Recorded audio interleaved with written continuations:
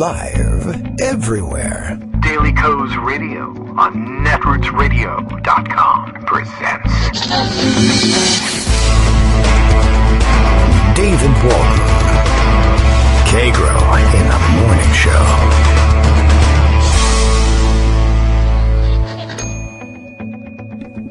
Now, here's David Waldman. Hey, good morning, everybody. How you doing? It is Monday, June 29th, 2020. I'll be glad when we switch over to July, which happens later this week. As evidenced by this being the 29th, you know how many days there are in June or thereabouts, even if you can't remember whether it's 30 or 31. You can't be too far wrong. By the end of this week, we'll be in July. And I'm guessing, perhaps, I don't know why I keep mistaking J-U-N for J-A-N. Maybe J-U-L will be easier to figure out. I have no idea. Anyway, looking forward to it. That should be interesting. The rest of the week should be interesting. Today should be interesting, as a matter of fact. As a matter of fact, Bill tells us all the way from Portland, Maine, exactly how interesting it's going to be. Daily Co's Radio is live now, and guess what? As the Trump presidency enters week 180, it's true. This is the 180th week coming up here of our new program, The Presidential Apprentice, which we hope won't be renewed for the next season. Kagro X, me, David Waldman, begs the president with tears in his eyes. Please, sir, no more infrastructure. You've given us all the roads and bridges we could ever need. Thank you, sir. Thank you. And you know it's true because it has sir in it. And that's the way we determine whether or not things that the president says is true these days. There's really no other method that works quite as well, honestly, other than, of course, the blanket, well, he said it, so he's lying. And you know what? They're both about 100%. So, you know, it doesn't bode well for the country or for the president. There's plenty to talk about today.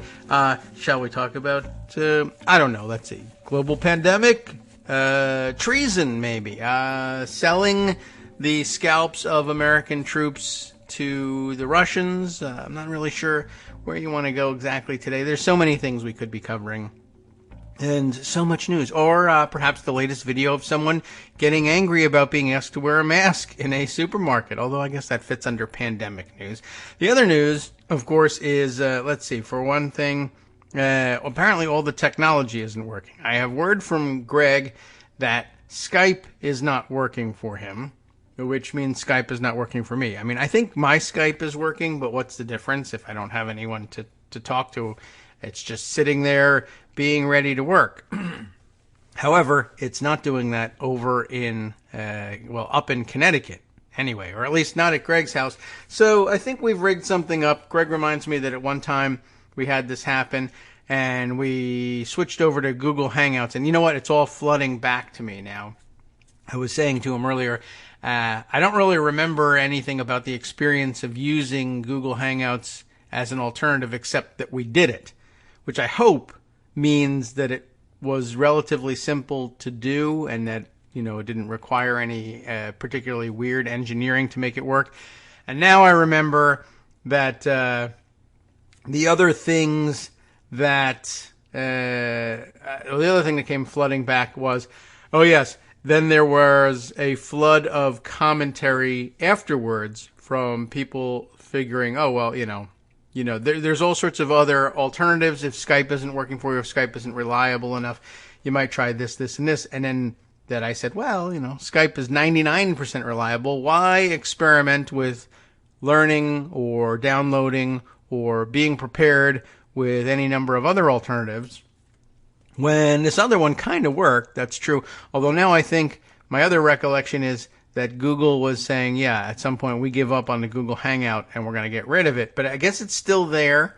So for the time being, we'll just rely on that and give it a shot. And then we'll pull out all of the notes about all the other alternatives that people suggested.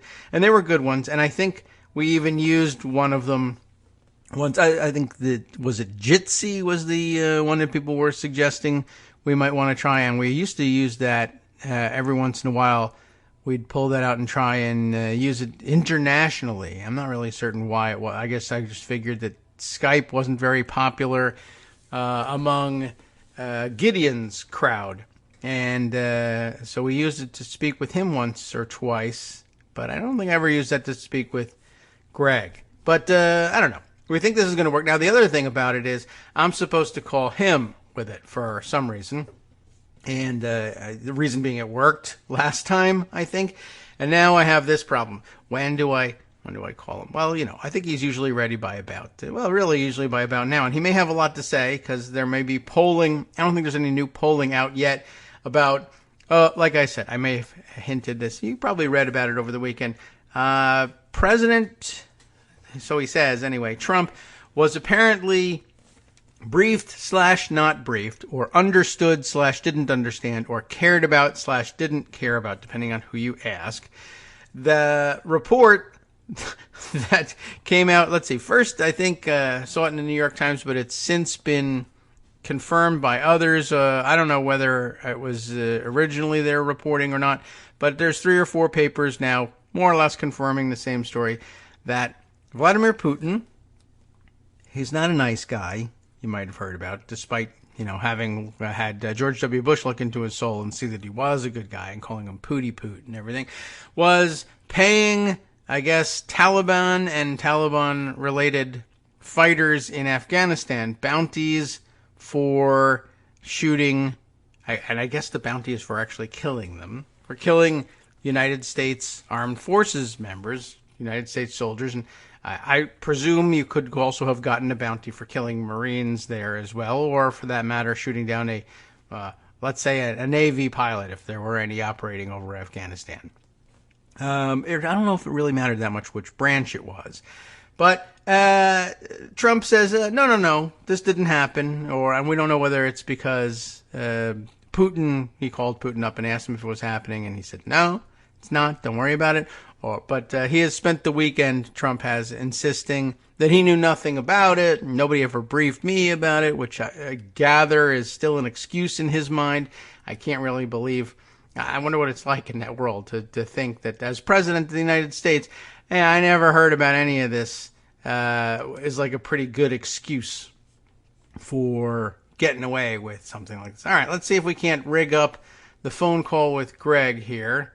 Let's see. I opened up my Google Hangouts and it says phone call. Let's press that button and see what happens. And we'll find out whether that says, yes, you can call Greg, or whether I have to do something else. Well, let's see. Phone call. Press it. Really nothing happens there on that end. Let's see. Try this one here.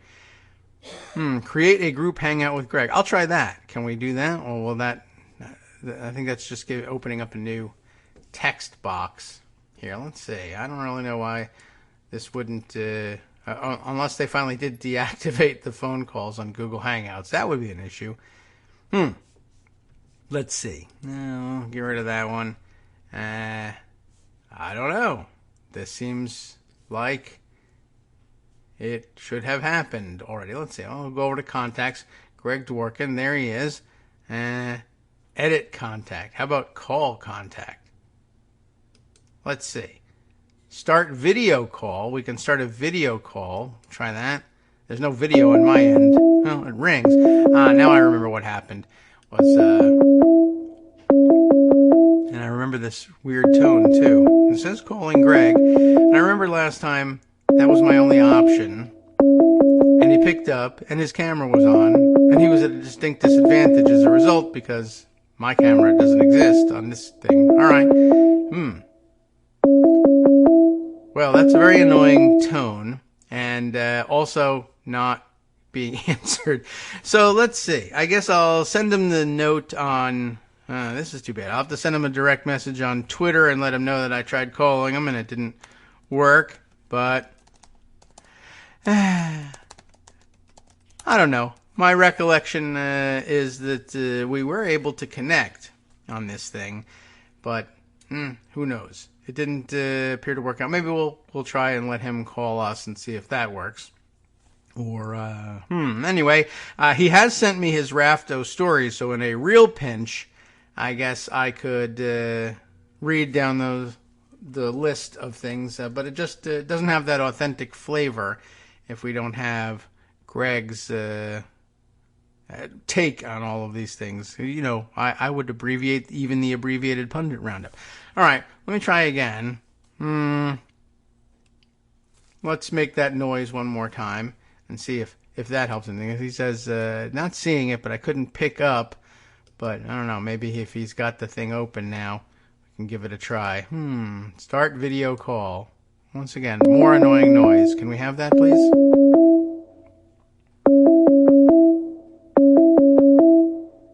It's a very exciting noise. Ah, okay. Hello. Hi, hey, Greg. Now I remember using this thing. That phone call is not available as an option anymore, but video call is. So I pressed video call, but I remember now putting you at this disadvantage because the computer I use for this has no video, but yours does. Right, so I can see myself. Right. So, well, But I already know what I look like, so I really don't know what the point of that is. You could imagine that I looked just like you, and you wouldn't be terribly wrong, really, honestly. I mean, how far wrong can you go? That's right. Especially that I got COVID-15, you know. I don't know if you did, but I gained an easy 15 pounds. It's been now I've lost 5 of it. That's good. So where did you see it last? It was somewhere around the exercise room. So I'm trying to lose the next 10, which I think I'll do in the next 2 weeks. Yeah. If I'm disciplined, I can lose about 5 pounds a week. That is a good idea. We should do that. I could stand it myself, and I have had a very up and down quarantine. Which I think is pretty much true for everybody. So what do you want to talk about today? You want to talk about I don't know. the Really pandemic? I don't think. Do you want to talk about treason? Do you want to talk politics? We're going to do all 3. So what's the order you want to do it in? Well, do we know about the optics of the treason? Yeah, it doesn't look good. Oh, okay. Well, then that's covered. Okay. Yeah, I don't know. Where do you want to start? We might as well start with it. Probably people think we'll start with the treason. Treason. Let's give them a treat. A treason treat. Yes. A treason treat. Okay. So what happened over the weekend, starting Friday night, yes, is that a story came out in the New York Times, since confirmed by a bunch of other outlets, that there was a bounty on coalition troops, which include Americans, that the Russians set. Trump knew about it, didn't do anything about it, and invited Putin to be part of the G8 again from the G7. So in other words, he knew that troops were being targeted and did nothing. And so a whole round of, well, he didn't know, well, he knew, but he didn't know, nobody told him, well, they told him, but he didn't pay attention, and a whole bunch of other stuff. So I think the best summary I found so far is Steve Bannon writing on Rachel Maddow's blog. The problem with Trump's denial in the Russia bounty controversy was Trump briefed on reports that Russia had put bounties on the heads of American soldiers. His denial didn't help matters. By the way, it's such a heinous thing, yes, a treasonous thing, that Liz Cheney immediately came out and said, this is terrible. We have to look into this. And Dan Crenshaw agreed, and John Bolton agreed, and a whole bunch of other Republicans agreed. And it's not like all of a sudden they're good people because they did things and now I want to vote for them. It's an indication that it's an indication that it's an unsustainable situation for the White House at a time, as we'll get to the politics, that they could least afford it. So Steve Bannon writes, it was late Friday when the New York Times reported on a stunning story. According to U.S. intelligence, while peace talks were underway to end the long-running conflict in Afghanistan, a Russian military intelligence unit offered bounties to Taliban-linked militants for killing coalition forces in Afghanistan, including targeting American troops. Soon after, many of the nation's leading news organizations, including NBC, Washington Post, and Wall Street Journal, and others, largely confirmed the story.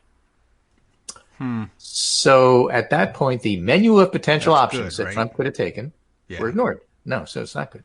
Oh, sorry, I have that backwards. And then Trump proceeded to take steps to boost the Kremlin's agenda, including endorsing Russia's re-entry into the G7 and vowing to remove U.S. troops from Germany. Big part of that, too.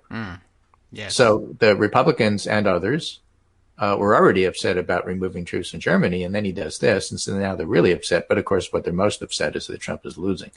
The result raised the prospect of an indefensible dynamic. Was the American president doing favors for the Kremlin after learning that Russia had put bounties on the heads of American soldiers?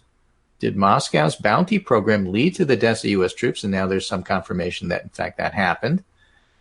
And on Saturday afternoon, a full day later, White House Press Secretary Kayleigh McEnany said in a statement, While the White House doesn't routinely comment on alleged intelligence or internal deliberations, the CIA director, national security advisor, and chief of staff can all confirm that neither the president nor the vice president were briefed on the alleged Russian bounty intelligence.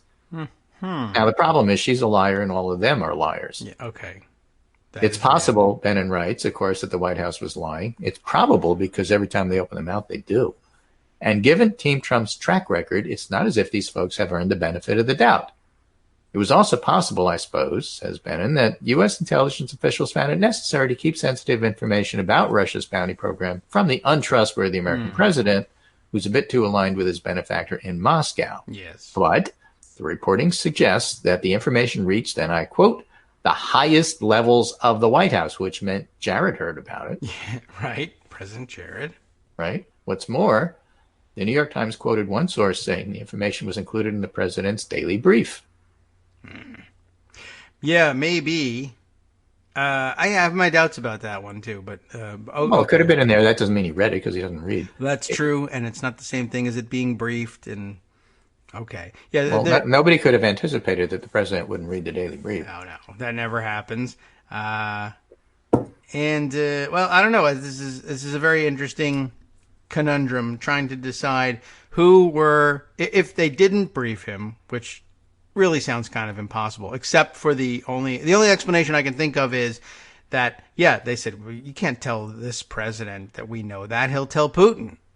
But here, so Bannon sets out the dilemma here. But Putin knows he's doing it, so all right. Well, yeah, of course he already knows. It was hard to know which scenario was more ridiculous, right? But which is worse? We know. Yes. Trump was informed about the bounty scheme, but did nothing. Bad. Trump was kept in the dark by his own administrations. Bad. Intelligence officials. But maybe not as bad. Or Trump was handed critically important national security information and didn't bother to read it. I think the first one's the worst. The third one's the most likely. The third one's the most likely. The second one is the I don't know. It's the least bad of them. It's just all right. The president is incompetent to this, and we know it. And this is bad news. But this is how we handle it. Don't tell him, or he'll tell Putin that we know, and then Putin will, I don't know what, probably laugh. But right now, the AP reported since Bannon wrote this piece, the intelligence officials told the AP the president was briefed on the matter earlier this year, back in January. January is a bad month because that was a month he was ignoring a lot of different intelligence about various and sundry things. Oh, now I already see the Republican defense taking shape. Which is what? He was too would busy have working on known the about pandemic? it. Yeah, no, he would have known about it, but you were impeaching him, and that's why he wasn't able to pay attention to probably the most important story that would ever cross his desk. Well, they haven't come across that. So Bannon points out it's a mushrooming scandal. It's big, it's important, and it's not going away. But it's just starting, so you can't really talk yet about what the ramifications are. But they could be considerable if for no other reason that, his own staff is talking about the fact, maybe we'll just segue into politics and save the pandemic for a moment. Why not? That he's losing. This is Politico. And the headline is Trump admits it, he's losing. Amid a mountain of bad polling and stark warnings from allies, the president has acknowledged his re-election woes to allies. Here's another one from Politico, which is entitled Sunbelt Time Bomb Threatens Trump re-election. Rising COVID-19 case loads in Florida, Arizona, and Texas raise fresh doubts about the president's re-election prospects. Mm-hmm. There's this from NBC. Trump's growing re-election threat Republican skeptics. While President Trump remains focused on outside antagonists, the threat from within could be decisive in an election that could be decided on the margins. And that's talking about losing his base. So the point of all of that is that, if nothing else, a focus on scandal prevents Trump from any sort of redirection of the campaign. Everybody knows he's losing, including him at this point. And yet the person in charge of the campaign, who's also in charge of the pandemic, is Jared Kushner. Oh. And so if Kushner is supposed to take an even more important role because of how badly the campaign is going, meaning pushing Brad Parscale aside, that's even more of a disaster for Trump. But all of the focus on other scandals like the Russian bounty scandal means he's in no position to fix the bad things that are going on, and he's already losing. Okay. Now, here's what you can predict and be right about.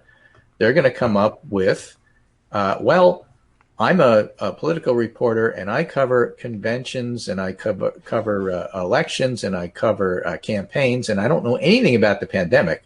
So if the pandemic didn't exist and this were a normal election, yes, then it's likely that things would tighten and Trump could still win. And the way he'll do that is do things like refocus which of the nicknames he'll use for Joe Biden, and it just might work. And if you think that that's silly, there's in fact a Newsweek article right now wonderful. which exactly suggests the same thing. The nickname will work? Trump grasping for effective attack lands on corrupt Joe Biden, and it Corrupt Joe. just might work. Sure.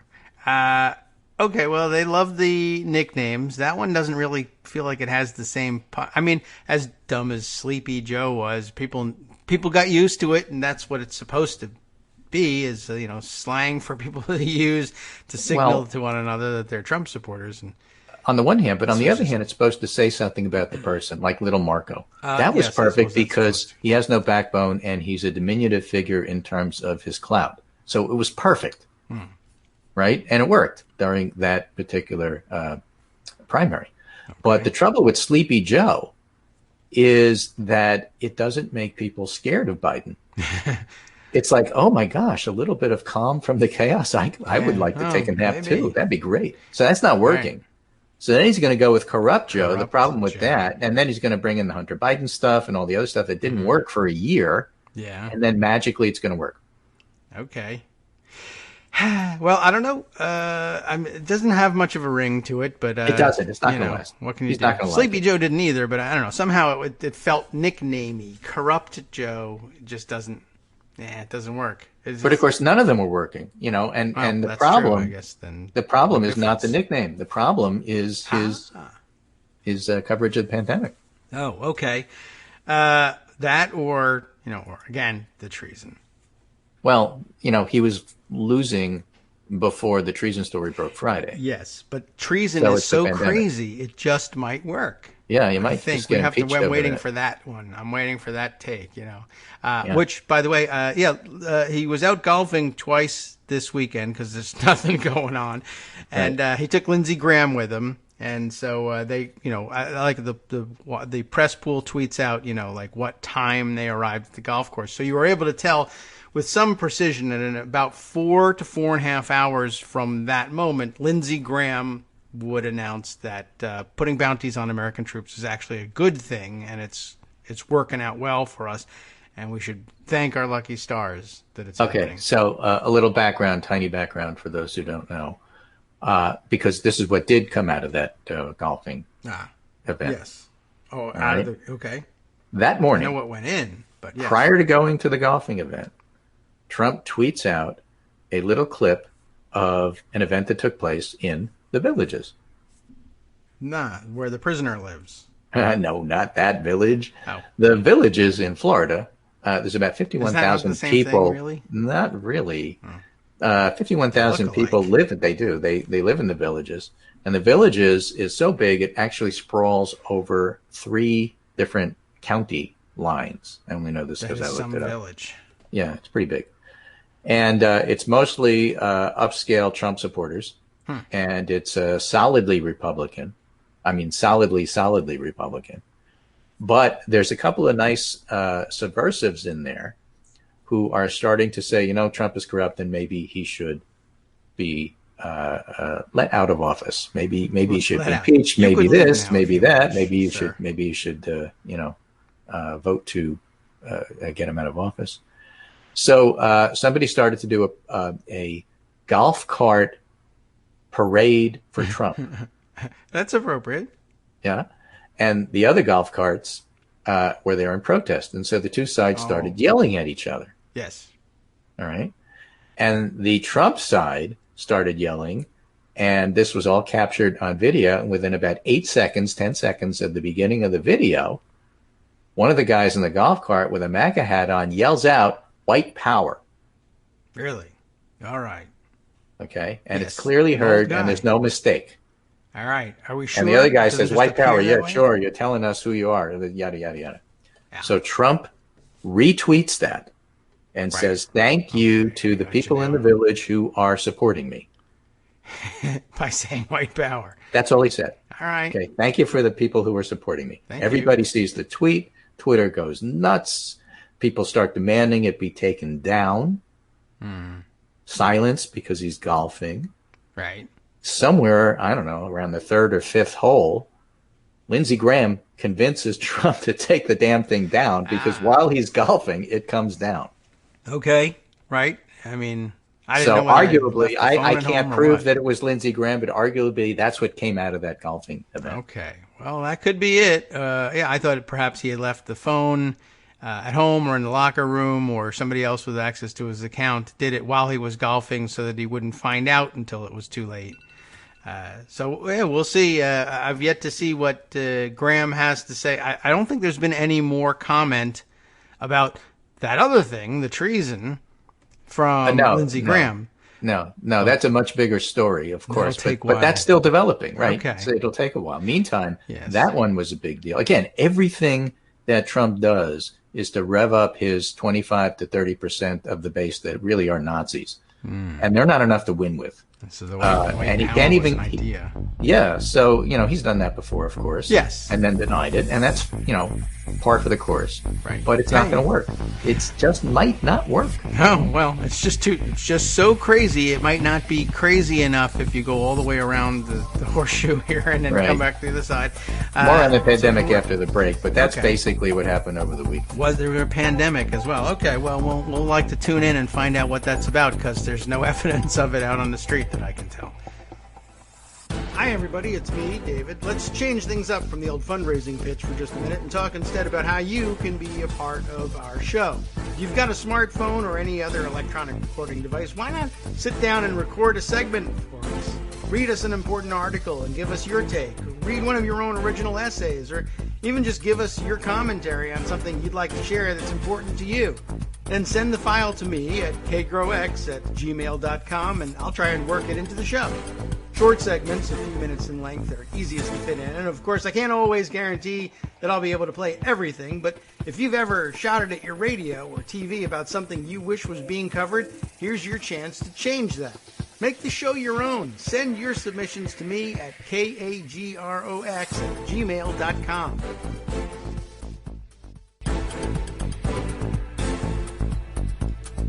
All right, welcome back now to the Kagro in the Morning Show here on Netroots Radio. Apparently, I have to do that now. I found out during the break that, now I remember one of the drawbacks of working with Google Hangouts is I have rigged it up so that fantastic intro-outro music is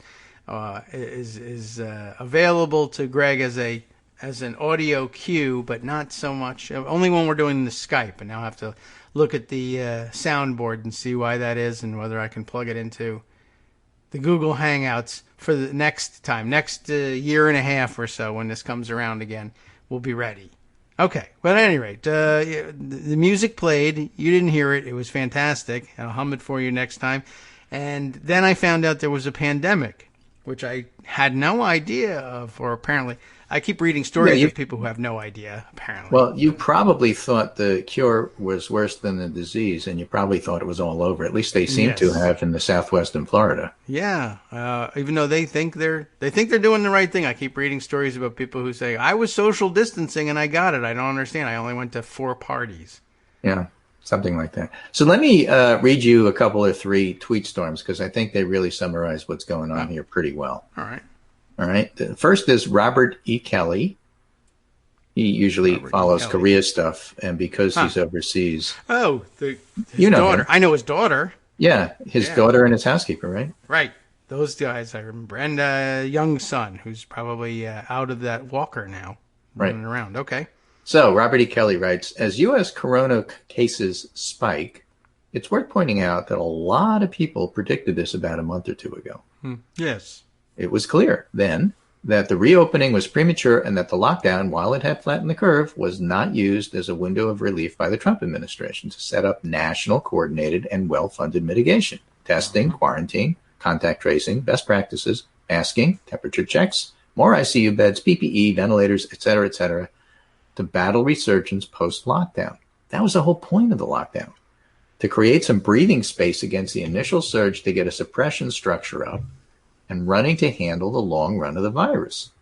Trump wasted that window, bought at terrible economic pain. Instead, he continued to push it all onto the states and then undermine even those efforts with his liberate comments. Liberate the states, remember that? Yes.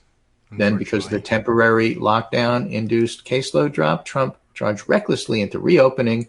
Craven GOP governors followed. So now, when the widely anticipated case resurgence is indeed happening, there's scarcely a structure to beat it down. And while deaths are still dropping, that's probably a lagging indicator. All those new cases will likely feed into the death toll later in the summer, especially if the curve explosion overwhelms healthcare facilities and the sick can't get the treatment they need. So naturally, it's a good time for the Trump administration to pull Obamacare insurance assistance from people. Yes. Now, good timing. Good timing. This didn't have to happen. If the president wasn't such an incompetent clown, the window of relief brought by the lockdown at great cost could have been used wisely. Other countries did this. There's nothing inevitable about this. And we don't just have to sit around and wait for herd immunity at the cost of 500,000 deaths. Trump's passivity and disinterest is just appallingly negligent. And, he cites Paul Krugman predicting this 6 weeks ago. Everybody, including me, predicted this. It's hard not to. And so he's right about that. So that's a summary of where the pandemic went. But here is this terrific thread by the UCSF Department of Medicine Chair Bob Wachter, also kind of summarizing the whole big picture here. Okay. This week, he says, it felt like we entered a new phase of COVID. In March and April, we had panic lockdowns and surges in certain places. The next phase, May through June, saw cases and deaths plateau. We began opening up, at least early June, and the seeds of complacency. And now we've entered another phase with major surges in places that were spared the first time. Given all we learned in the past few months, it's all very predictable, and it was all at least partly preventable, which makes it especially sad. Predictable because the best evidence says the virus's essential characteristics, ease of transmission and virulence, are unchanged. Unless you're living in New York, where 15 to 20% of people have antibodies, the virus's targets, namely us, well, we're the same too. So in mid-March, Thomas Pio introduced a powerful metaphor to help guide our response to the threat of COVID. It's called the hammer and the dance. Okay. The hammer required initial response to the coronavirus, unyielding, no-nonsense lockdown. Why? Because the alternative was apocalyptic. Massive numbers of sick people overwhelming the healthcare systems, which lacked PPE, ICUs, ventilators, treatment, staff, and experience. The result would have been deaths on a scale not seen since the 1918 pandemic. The hammer mostly worked. Some unlucky places like New York locked down late and suffered terribly because the virus had been spreading unnoticed for weeks before anybody learned of its presence. They only became aware of it when critically ill patients started to swamp the ERs and the ICUs. Yes. So this magnificent New York Times visualization, which I had on the pundit roundup the other day, illustrates how SARS coronavirus 2 spread in the crucial first days. Now, San Francisco locked down early, kept its curve flat. New York, Boston, Detroit, New Orleans weren't as fortunate or as well led and were brutalized. I remind you of the fighting between de Blasio and Cuomo about things like the St. Patrick's Day parade. Yeah. Where it wasn't canceled till like the last minute. Right. They were arguing about that. Closing the schools, not to the last minute. They were arguing about that. Cuomo had to override de Blasio. Not that Cuomo made all the right decisions in the beginning, but de Blasio pretty much made all the wrong ones. So some states, mostly red ones with libertarian leanings, called the virus's bluff, got away with it. But they were more lucky than smart. That's when we talk about chaos theory, that you could do the same thing and sometimes you get away with it, but if you keep doing it, you're not gonna. Yeah, right. And then eventually they didn't. Right? Escaping New York's horrors by being less crowded, warmer in springtime, thus more folks outside, and less apt to have visitors from China, Italy. One of the things we know now is that it's these indoor events that are the big spreaders. It's not that it can't happen with protests, but if you do protests outside with masks, you're much safer than, let's say, having a large choir sing to Mike Pence, which happened over the weekend. Yay. Now, if you're in those states, Texas, Florida, Arizona, you may have seen coronavirus as a blue state-only problem, but the disruptions to your economy and life felt very real. Moreover, neither federal nor state leaders spoke truthfully regarding COVID's risks or the need to distance and mask. So I would throw in here one of the things we said in the beginning, the whole line about what you do before a pandemic seems overkill and what you do after a pandemic seems inadequate. That was the line that we used back in 2009. It's true. That's exactly what happened here. We told the Southwest, you have to close down before you get hit because that's how you prevent it. No, well, the cure is worse than the disease, but you have to do it for prevention. No, the cure is worse than the disease. So it felt real. They didn't want to believe it. And, you didn't have Pence and Birx and certainly Trump saying, yeah, this is real and you have to do it. They just weren't doing it. They weren't saying those things.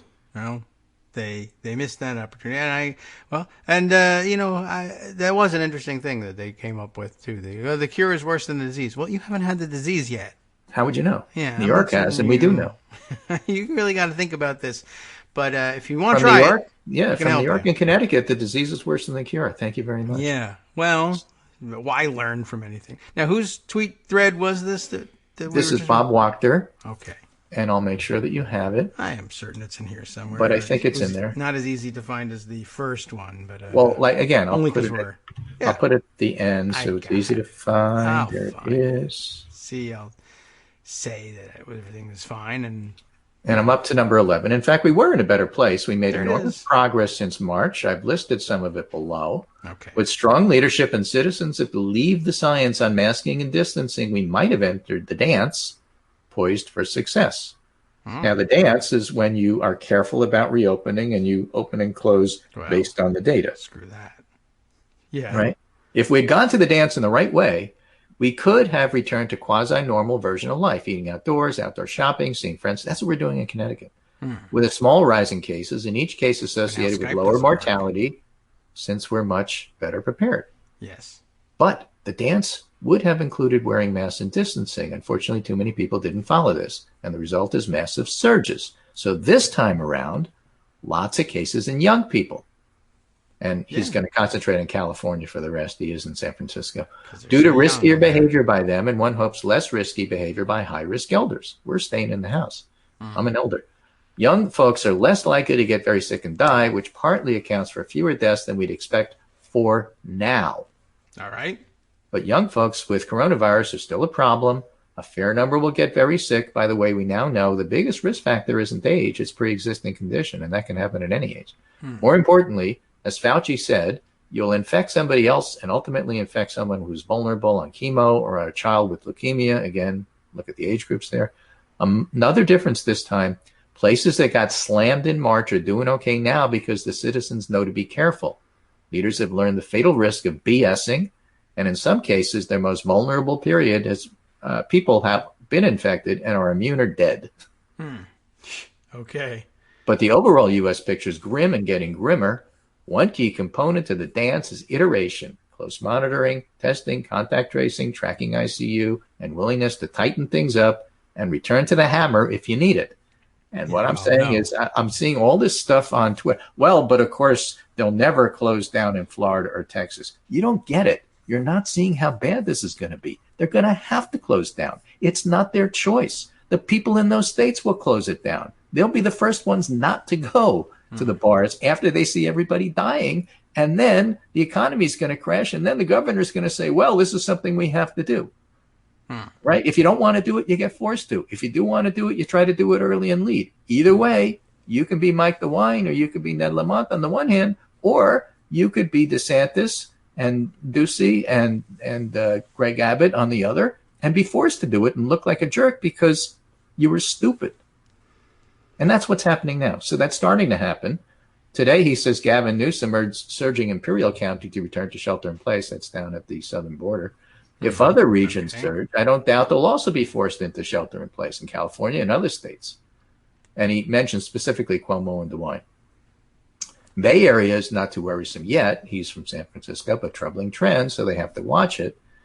Now, with huge surges in Texas, Florida, and Arizona, the question is, will Abbott, DeSantis, and Ducey, who've been both complacent and complicit, now make hard choices? Hard to know. Nice to see Abbott now supports masks and a pause in reopening. Better late than never, et cetera, et cetera. So the whole point of all of that is that we know now that masking and distancing works. And if you do those things, you're in a better place. So he concludes by saying America's good at many things, but handling a pandemic, at least in our current political atmosphere, isn't one of them. And in fact, we suck. We're too individualistic, too spoiled, too vain, too partisan, and too willing to believe misinformation, conspiracies, or craziness. Many people have died and many more will die, but we still have the power to save tens of thousands of lives. So his point is, if you do the right thing, we'll be in a better place. You don't have to wait for vaccine. In order to get there. And, it's those two together, I think, are a pretty good overview of what's happened with the pandemic. And where you live, of course, it's going to look different, but it's no longer a red state, blue state issue. It's an every state issue now. Yes. Or if you were looking at the chart, I think, were you sending it around yesterday comparing, I guess, the progression? Yes. One of the couple of places monitoring everything. Everything's a red state now, except red means trending poorly in coronavirus. I was pleased to see that Virginia is at least still in the holding steady category with part of the Northeast. But yeah, pretty much everywhere else, like you said, everywhere that got hit early and or is full of federal employees and PhDs, I guess, is okay or holding steady versus. But yeah, the whole map turned red. What was that graphic? That's a site called How We Reopen Safely. Ah, yes. Okay, we've been there before. Which I just sent to you. And I use that as my go-to site because it allows comparisons of the state in a very easy manner. So you can compare Arizona to Florida to Connecticut and see how people are doing and so on and so forth. Okay. Now, another thing, I don't remember if we talked about this, Liz, last week, but we are seeing, well, okay. So, it gets to be my age. You don't remember anything, so we'll do it again. The internet is full of herd immunity. We have to open up conspiracy theory. Okay. It's amazing. You start writing this. And, yes, but everybody's young, so it doesn't really matter. And of course, the death rate is lower and we have dexamethasone and we're so much better at it. So it's no big deal, really. Okay. And you push them a little bit and say, no, it is wrong. Because again, as Bob Wachter noted, young people do get sick. And if it were all true, then why are the red states getting redder? Why are the Houston and Phoenix hospitals starting to get overwhelmed? If it's true that it's all young people, why is Florida even having a problem at all? Because it's from the bars and the beaches, except more the bars than the beaches. It wouldn't be a problem if all of that were true. And you push them a little bit and they come up with all sorts of individual hand-picked, cherry-picked, I should say, studies that say, look here, T cells show that there's some immunity from previous colds, so we're okay. Ignoring the fact that the hospitals are being overwhelmed. You ask them about it. They're full of immune people. And they say, no. You see, what's happening here is you can't believe the experts. I've done the research. And as soon as you hear that, you go, uh-oh. These are the anti-vax people using the same tropes. You push them a little more, and then they start talking about the wonders of herd immunity because it's natural. And then you push them a little more, and then they say, well, obviously you're against opening because you hate us and you want everything locked down. And you say, look, if everybody's using these same tropes, then it's organized. This is not just spontaneous. I read something on the internet and I feel this way. I have a group of people who are pushing me out there to say these things and plant these stories. And I'm just looking at this and saying, I've seen this rodeo before. Yeah. This is anti-vax organized crap, and just be aware of it and don't fall for it. Okay. Well, I mean, I see these things being shared around from time to time. The herd immunity one is really amazing. That I mean, even I guess every place that they said was adopting we'll just try for herd immunity.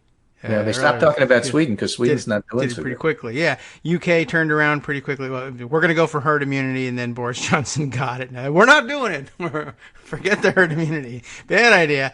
And then Sweden. I was checking in on Sweden over the weekend, just watching the stats that I've been tracking from the Worldometers. And Worldometers it's interesting. It's up to date and current, but there's no that I've found. There's no database of prior data. They don't keep it. It just goes. It's live, and that's it. So I had just been tweeting out daily. All right, well, where does everybody stand? So I could track it myself and keep a record of those things. But yeah, the deaths per million in population that is the equalizer, the analog to a per capita measure of deaths from COVID-19. A month ago, more than a month ago, when everybody had already decided, yeah, Sweden's actually kind of a disaster, they were sitting at a level of about 380 something deaths per million. And I just for the record, that's now where we are. We're about a month behind Sweden's track on this thing, and rising at the same level too. They really rocketed up pretty quickly, but now they're sitting in the 500s plus, about 525, 530 deaths per million. But it's been a disaster for quite a long time, and now we're right where they were in mid-May. So, oh boy. Right. So I'm sending you an example of this kind of conspiracy theory. And the funny thing is they'll look at the two curves and say, look at Sweden who opened up and look at the U.S. who locked down, and we look very similar. Yes. See, the problem is we look very similar. Yeah. And both of them terrible. are growing cases compared to the rest of the world, which doesn't look similar because they did the lockdown properly and then did the contact tracing and all the other stuff properly. And their cases are dropping and ours are rising along with Sweden's. So the fact that we look like Sweden is bad, not good. Yeah, I don't know why. Well, I guess. But when you have an agenda, what you do is, right. you go find things that support your agenda. You're not looking at the facts and saying, okay, I have a conclusion. They you have a conclusion, and then you say, okay, I found this fact. Okay. It doesn't appear to be working. Although the more I think about what the attractive things were to the people who thought Sweden was a good model, I think that included the pictures they kept showing as well. Their outdoor dining is open, and I don't know what was driving their infection rate at the time. Although actually, I do know it was in the nursing homes. It didn't matter whether you were indoors, outdoors, or wherever where you were dining. People in the the aging population was dying left and right, no matter where you ate. And it's just one of those things that happens. I'm dining outside, and I only got a mild case, but I gave it to everyone in this nursing home. Now, I'm fine. They're dead. Well, I don't know. That's not a very Swedish way of approaching things normally, but I guess I can see why it would catch on in America. Right. Everyone else dies. Everyone else does. My last tweet storm here is going to be from Andy Slavitt, who I think does a real nice job in summarizing the frustration of people who are trying to do this properly and trying to wade through the garbage. And he says, I hate to sound like one of those elite intellectual types, but if state governors don't learn to understand or remember from 2 months ago, but whatever, what a time lag is between cases and hospitalizations and deaths, we will keep repeating second grade over and over. Sigh. Recent news, massive growth of cases, increased hospitalizations is not the result of today's action. It's a result of actions in May, basically Memorial Day and opening up. DeSantis said the spike in cases has nothing to do with the reopening. I think his explanation was goblins or magic fairies, but definitely not him. Sure. He and others failed to understand time. Vice President Pence, forced out of his I know nothing slumber yesterday, was forced to have a media session on the task force, came out, took a bow, and praised how well things were going. Also not much for telling time. He insisted that deaths were still not increasing. Again, I can't stress enough the concept of a time lag. It's a difficult one. There's 20% of people immune to coronavirus in New York. They're all the untested people who were infected in March. Yes. Those later became older people and then hospitalizations. But the stop testing, take away healthcare, it's all rosy. Administration is taking the lying and praying approach to the pandemic. Unfortunately, they're also aiding and abetting. Did Pence once say, be careful? Did he say wear a mask? Actually, he did over the weekend, finally. Oh, yes. Did he mourn the losses? Did he warn how contagious this is? This was during his task force thingy. Did he ask America to pull together? Did he tell us to brace for tough times? No. He said, America, it's not as bad as you think. He's talking about May. Pence performs for only one audience and no taxpayers, it turns out. He was pushed out for one reason and one reason only, the stock market. And he spent some time trying to talk the stock market up. I think it worked about as well as praying away evil thoughts. Now, a word about the stock market. I haven't looked today to see how we're doing. The stock market doesn't care about you. It cares about your productivity. Trump views the stock market as his hope for re-election. Unless your last name is Trump, he doesn't care about you either. And frankly, he doesn't care about Don Jr. He's happy to have you not wear a mask, gather in crowds, risk your life. But in the Oval, everybody wears a mask but one person. Because Trump, Pence, and many governors can't tell time. They didn't put out surveillance tools. They didn't believe it when people told them cases were growing. They didn't believe it when hospitals started to fill. They waited till they were tipping over. So you remember when alarmist Andrew Cuomo warned they needed to act or the hospitals would be overrun? That's because you're supposed to pull the alarm when you smell smoke, not wait until you see fire. Unless you're Trump, Pence, or one of the three not-so-wise men. In the middle of May, when a number of us out together on open safety guidelines, I asked many people to endorse them, and many did. One prominent Republican, however, who was advising a number of governors, refused. He told me the Republican governors had had enough of the public health. They were opening the economy, and it was unrealistic to ask them to open safely. You're tone deaf, Andy, he emailed. Maybe. I was asking if they have tools in place to contain the virus. Before, hospitals were 70% full, and now no contact tracing is possible in Arizona. You see time, you give yourself time. This week, I received a call from a familiar voice. Andy, what do you suggest they do? Yes. And I said, arithmetic. Yeah, well, that's hard. I wanted to say that, but I'm not a smartass. I couldn't find any coherent words. Governor Doug Ducey, you will now be dealing with this likely through the end of the summer at a minimum. You are not New York at peak given your density, but that leads to the next mathy point, exponential growth. Keep hearing that. There's more to learn besides addition, cause and effect, short-term memory, science, and humility, although that's a lot to learn. There's also the concept of exponential math. That's why I keep sending around that picture of the rice on the chessboard. Right. Things will get worse, much worse, for every day you don't change course. And this is why I say, not Andy, but I say, the idea that this is going away before the election is nuts. And, well, if the pandemic didn't exist and this were a normal election, things will tighten. Why would they tighten when things are going to get way worse before they get better? Well, if it was likely to widen, that, then it would. Yeah, of course. But, you can only say things like that by ignoring what's going on. Yeah, right, sure. Well, it's very savvy to not pay any attention to the news, apparently. But we don't have so many deaths. I see this all the time on the internet when I'm talking to people. Therefore, things are fine. We're all fine. It's that dog, in the cafe with the coffee cup and things are burning. Right. Everything's fine. The lag between opening, people testing boundaries, feeling symptoms, deciding to get a test, and getting a result is weeks. Hospitalizations are a couple of weeks after that. If you don't understand how 2 becomes 4 becomes 16 becomes 256, then, and you're a governor, then stop what you're doing.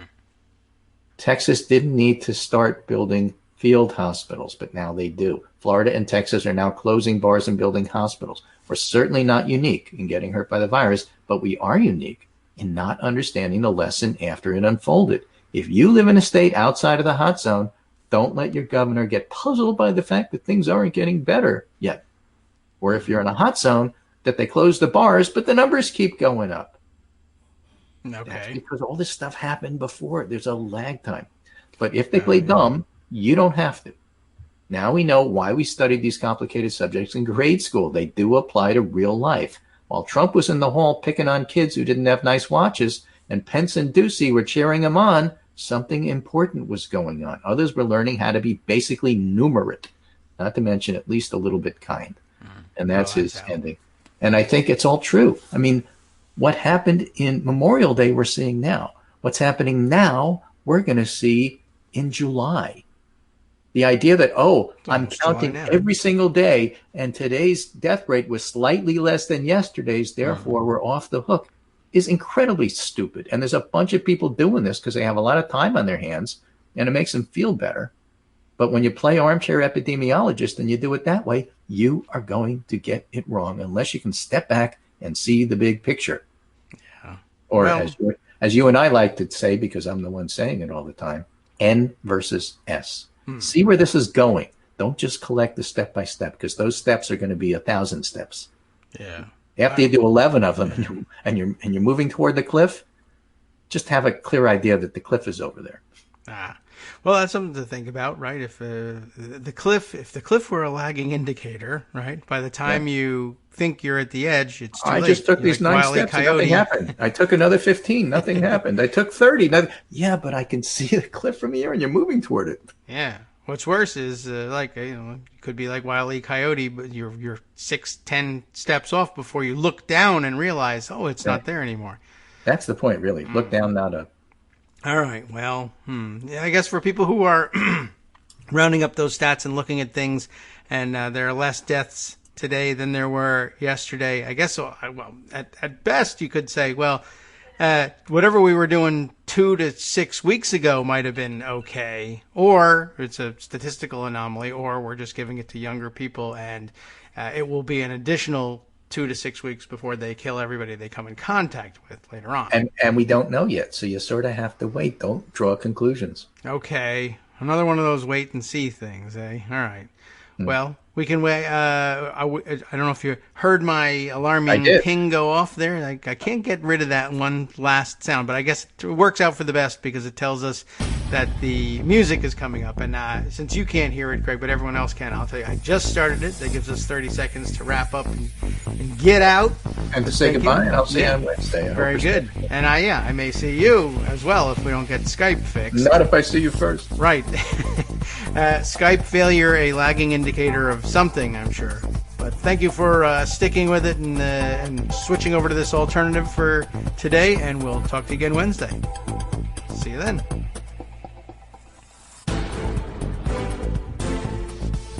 And now break. Okay.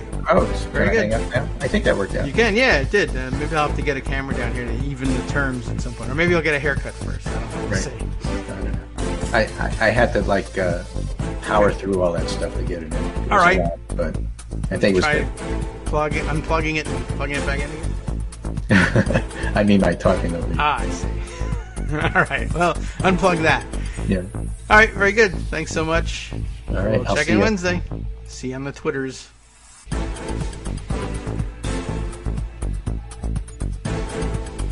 Welcome back now to the Kagro in the Morning Show here on Netroots Radio. And, that was a relatively successful outing for Google Hangouts, which I still do think is being phased out at some point, but they're just replacing it with some other thing with another name, like Sleepy Joe. They're just going to get a new nickname and everything's going to work just fine, even if it's the same old product. Let's see. Things to catch up on. There are many. I'm glad I snuck in under the wire on Friday, I think, with the story of the Mississippi state flag, because while we were away for the weekend, they actually went and did this thing. I think on Saturday. I can't believe that they were working on Sunday, but time was warped for me this weekend. But I think they did go to work on Saturday and get the job done. The House and the state legislature there passing the bill to change the flag first, and the Senate agreeing, and now it's done. And this morning I saw flying by in Twitter, as a good reminder, this article from Talking Points Memo, although I am fairly certain that I also saw it covered at Daily Kos over the weekend. It's just a matter of, that Mississippi story. I wanted to get to that, and I saw this one go by, so I grabbed it and corralled it for now. Mississippi legislature approves removal of Confederate emblem from state flag. So not enough time to figure out whether it was Faith Hill's tweet on Friday morning saying, or maybe Thursday evening, saying, yes, they ought to get rid of the Confederate part of the Mississippi state flag, or whether it was, as I thought it might be, but would have been a lagging indicator if it was the case, because it took a while for them to get around to realizing that the SEC had said they might ban championship events from taking place in Mississippi unless the flag were changed. So I don't know who to credit it to, except we can say credit the state legislature for doing the right thing after, many, many years, many, many decades. So good news for them. I don't know whether they're doing it cynically or for some reason other than pure motives, but I don't care. I'll take it, and so will most people in the state. And then I guess we'll be seeing videos shortly of people who are angry about it in supermarkets or something, and where they're willing to wear masks, but only of the old Mississippi state flag. I don't know what's coming next for Mississippi, but maybe we'll find out. Mississippi actually kind of has some additional work to do. I mean, they'll get rid of the Confederate emblem. I guess we'll see what goes in place of it. I don't think that the state legislature is in the mood for playing tricks with it, but there's a lot of state flags out there that claim to have removed that or never really had the Confederate battle emblem outright in their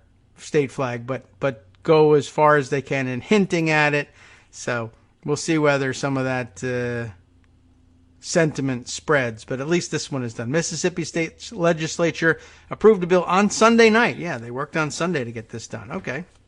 It felt like Sunday, but I thought that might not be the case. But how dare they down there in Mississippi? It wouldn't have gotten me to guess that, yes, the Mississippi State Legislature meets and works on Sunday. But maybe Sunday night is okay. So let's see. On Sunday night, they redesigned the state flag, or approved a bill to do that. I don't know if they actually came up with a design, and removed the Confederate battle insignia from it on Sunday night. The historic bill passed the state house in a 91-23 vote, and the Senate by 37-14, according to CNN. Mississippi Senate Majority Leader and Lieutenant Governor Delbert, is it Hosemann? Hosemann. Hosemann. Hosemann, or Hosman? I wonder how he pronounces it. It looks like Hosemann to me, and regular Americans say Hosemann probably. So anyway, he affirmed the move on Sunday night, asserting via Twitter that it was, quote, for the future of our children and grandchildren. Okay. That is, I don't know. I mean, I get the sentiment, and it's often expressed that way. It's just, you could say something meaningful, but all right. Anyway, State Senator Derek Simmons, a Democrat, the Senate's majority leader, who's also black, tweeted, "Today made me feel proud to be a Mississippian. I love my state." And that's a nice feeling.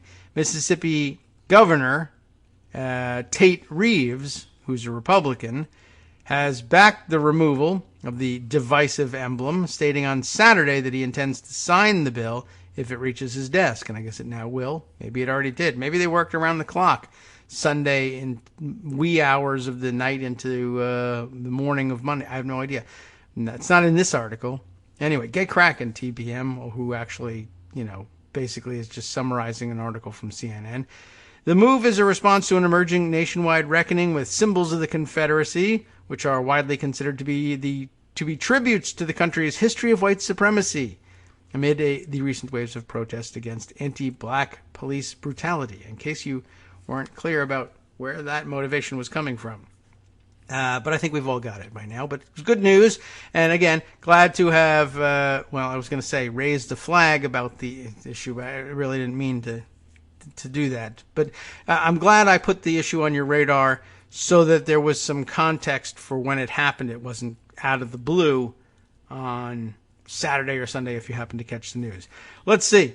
This was an interesting story, which we'll share since we have we've followed the work that's behind this in the past. Let me jump back and make sure I can find all my sources here. Yes, Blair Reeves sending us, Blair, you may remember, down in North Carolina, organizer of the Longleaf Pine Slate there, and you can find the work behind the Longleaf Pine Slate on Daily Kos.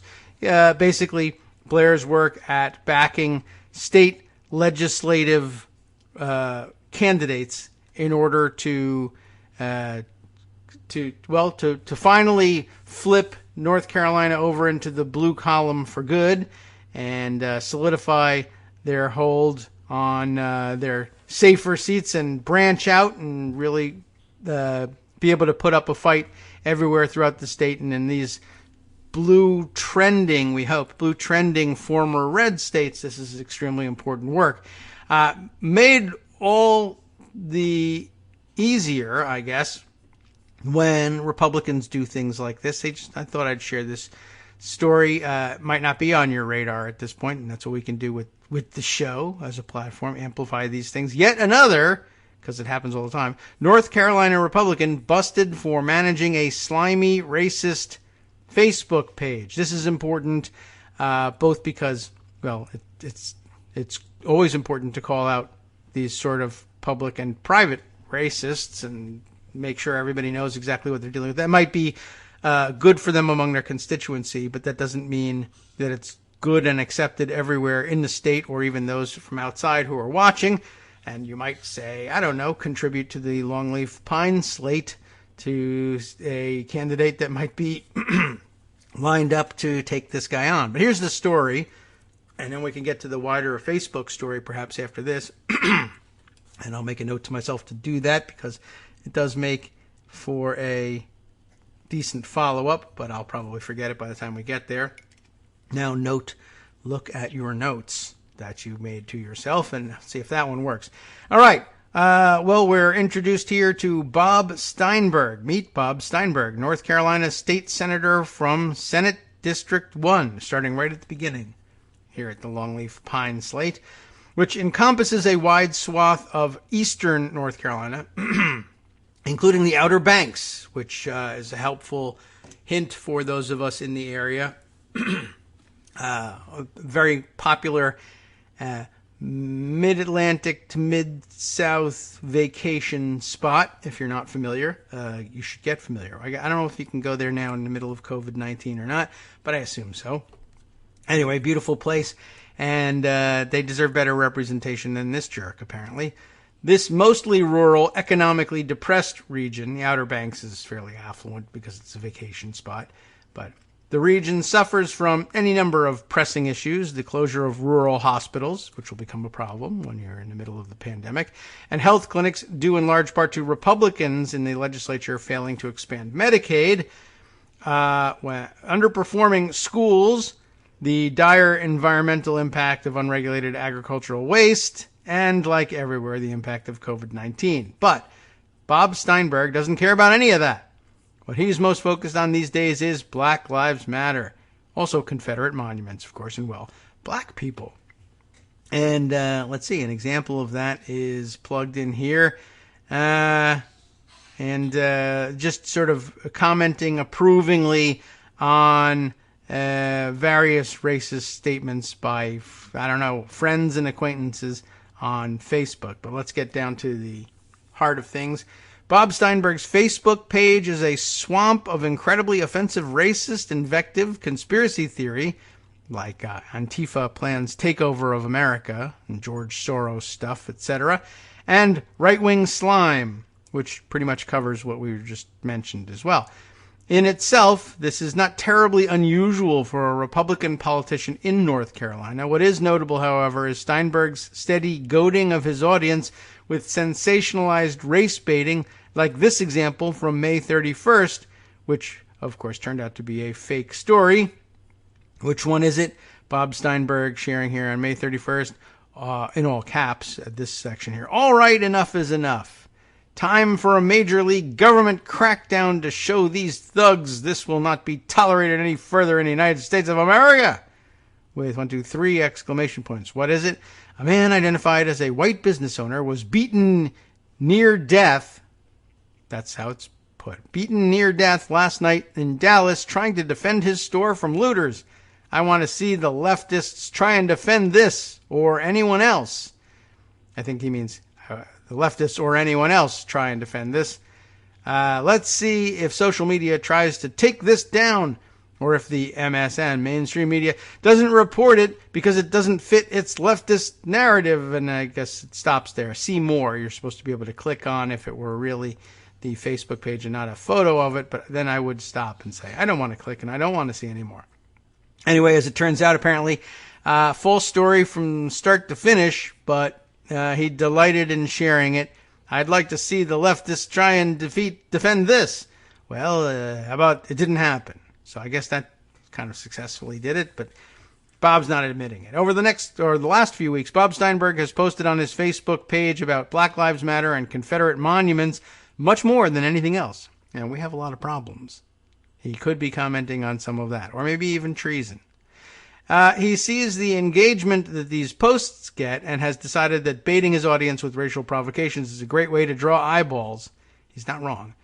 On June 12th, to pick just one example, he went on a tear asking his supporters repeatedly about what they think of, quote, reparations, whatever they might understand that to be, before linking to an article about, quote, the Democrat Party and Black America, unquote. These types of posts are not exactly subtle with their race baiting. As you might expect, they draw out exactly the kind of commenter swamp you'd expect from a far-right 4chan group or perhaps a Klan rally. Steinberg's racist dog whistle is more like a bullhorn. In a district where residents are nearly one-third black, some of Steinberg's most consistent outrage is in defense of Confederate monuments. In a recent Facebook video that drew hundreds of views before he took it down, and from which the top image was taken, he calls people who demand the removal of Confederate monuments communists, because that's exactly what's going on, and the statues themselves works of art, rarely that present our sense of history. He compares their removal to book burning and says that Governor Cooper has set our state back a couple hundred of years, which is really saying something given that there were many schools that continued to be segregated in North Carolina into the 1970s. Also true and worth pointing out, he really wants you to know that the protests against police brutality and misconduct are Marxist lawlessness. A couple of examples of his screeching about that also included here. To date, Steinberg has never posted a kind word about George Floyd, which once again elicits exactly the kind of response that Steinberg is looking for from his friends and fans on his page, and they're fairly disgusting. Not infrequently, Steinberg's strongest supporters aren't subtle about what they're trying to say. He really cuts loose when it comes to Governor Roy Cooper, complete with Nazi imagery and a loony accusation of stealing the 2016 election. So there's some fantastic stuff out there. For the most part, though, Steinberg is smart enough to watch his language. He often poses questions. What do you think? The old Fox question mark stuff. And waits for his supporters to do the talking. No word on whether he has any sock puppets among them, I guess. He lets them say the words he's afraid to say openly and then likes and agrees. Nevertheless, it is clear what he wants his supporters to know about him, and especially whose interests he will protect when in office. Steinberg is demonstrably willing to truck in racist provocations and coding among an audience with whom he feels comfortable. This kind of language is utterly unacceptable for anyone, least of all a state senator. Steinberg owes an apology to his constituents and really deserves just to lose, but we'll get to that in a minute, as well as one to North Carolinians or do they say Carolinians? As a whole. Any reasonable person can see that the kind of community Steinberg has built on his Facebook page is completely unacceptable. Just maintaining such a deeply, blatantly racist Facebook community like this, particularly as an elected official, is bad enough. Trucking in Nazi imagery and race baiting with language that could have been lifted word for word from the massive resistance era is even worse.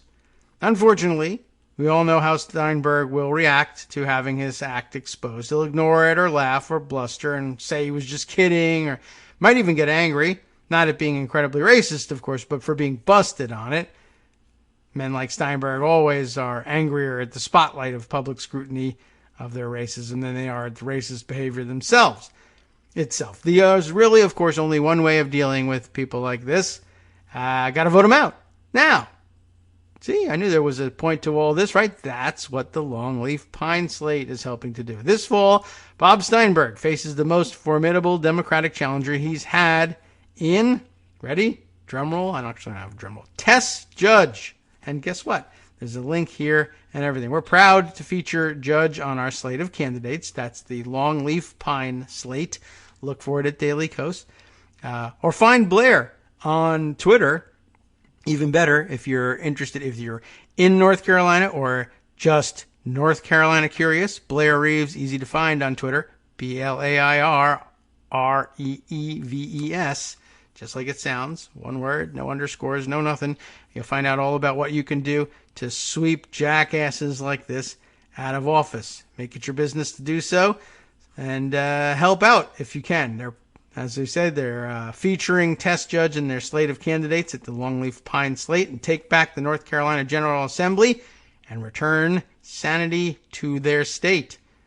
So help them out if you can here. Let's see, what do they have? Anything jump out at us here about, did I open it up? Test Judge here. Just sort of curious. There we are. Oh, pointing to the Twitter page. So if you're a Twitter fan, you can follow along as well here. And it's Test Judge for North Carolina Senate. How do you find her? At Tess, Tess _4. Test 4. Test for something. Test for anything at this point. This time, Test for North Carolina Senate. I don't know if she's run for other things in the past, but check it out. Check in. Find out what's going on. She's from Kitty Hawk, North Carolina. Those of you who are either Outer Banks fans or aviation fans, for that matter. So it's a nice place. Stop by, visit. But if you can't make it there, whether you're far away or due to COVID-19 concerns, logging on, finding the Longleaf Pine slate over at Daily Kos, or and you can follow along with the slate on Twitter as well. I don't want to drive people away from Daily Kos. Honestly, that's the best place to check in because that's where you'll get the most detailed write-ups. But if you're working solely on Twitter or you just want to follow along, Forward Carolina is the Twitter address for the Longleaf Pine slate. You can check in on that, and I guess just stand by for more alerts about racist Republicans running for office there. I guarantee you'll get your fill.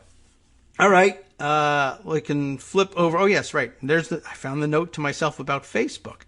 I was going to go elsewhere, but that's not the direction we're supposed to take here. What's going on over at Facebook?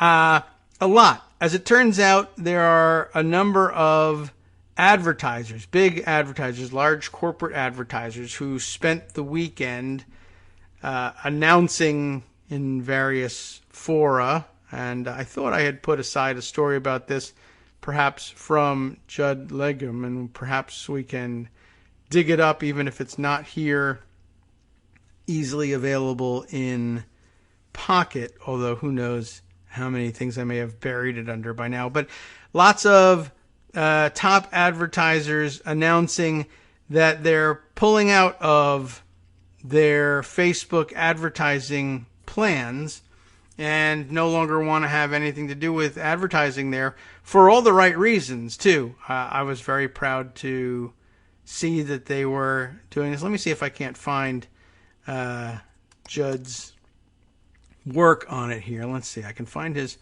Twitter stream, and then let's see about Facebook stuff, so we can get the names of the advertisers, because that's actually kind of important. And let's see, Facebook.